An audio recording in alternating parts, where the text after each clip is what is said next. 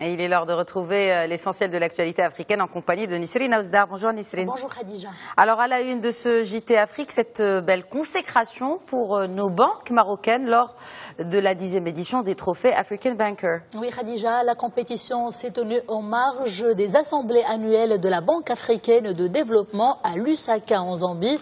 Outre la distinction d'Etijari Wafa Bank qui a été élue meilleure banque africaine, on note également la meilleure banque régionale d'Afrique de l'Ouest qui est revenue donc à la Banque Atlantique de Côte d'Ivoire qui est une filiale, on le rappelle, du groupe marocain de la Banque Centrale Populaire. Félicitations à nos banques marocaines. Direction Nairobi, la capitale kenyane où le président de pilotage ou plutôt du comité de pilotage de la COP22 et notre ministre des Affaires étrangères, Salah Djimzouar, a eu hier une série d'entretiens au sujet de la grande messe de l'environnement qui devra se tenir en novembre à Marrakech. Oui, Khadija, des échanges avec des ministres chargés de l'environnement de nombreux États, dont la ministre française Ségolène Royal. Il était donc question de discuter des objectifs de cet événement tant attendu pour signer de nouveaux engagements sur le climat. D'ailleurs, les objectifs tels que définis par le Royaume pour la réussite de la COP22 ont été salués à Nairobi.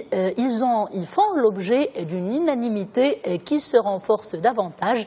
La déclaration est de Salah Djimzouar. Ce dernier a d'ailleurs plaidé pour une nouvelle dynamique en faveur du développement durable et d'une économie plus égalitaire et plus solidaire. On part en Côte d'Ivoire où il y a du nouveau dans l'enquête sur l'attaque de Grand Bassam avec cette nouvelle arrestation, celle du conducteur d'un véhicule qui avait servi lors de cet attentat. Oui, l'information a été donnée cette matinée par le ministère ivoirien de l'Intérieur. La personne arrêtée est en ce moment même en train d'être interrogée selon les premiers éléments de l'enquête. Cette attaque, outre l'attaque de la station balnéaire de Grand Bassam qui avait fait 19 morts. Le véhicule en question a déjà servi respectivement au Burkina Faso et au Mali également. C'était pendant les périodes auxquelles ces États ont subi des attaques terroristes. Pour rappel, le 27 mars, 2 Maliens ayant activement participé à l'attentat de Grand Bassam ont été arrêtés dans des localités situées dans le nord du Mali.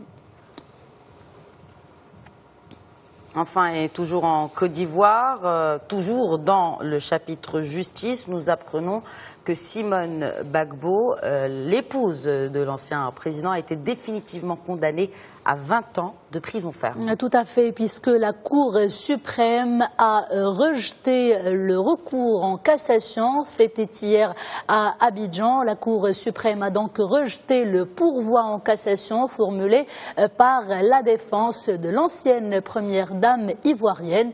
La condamnation de Simone Gbagbo est ainsi définitive. Elle est poursuivie pour, je cite, atteinte à la sûreté de l'État et pour crime contre l'humanité pendant la crise électorale qui avait secoué la Côte d'Ivoire pendant la période allant de 2010 à 2011.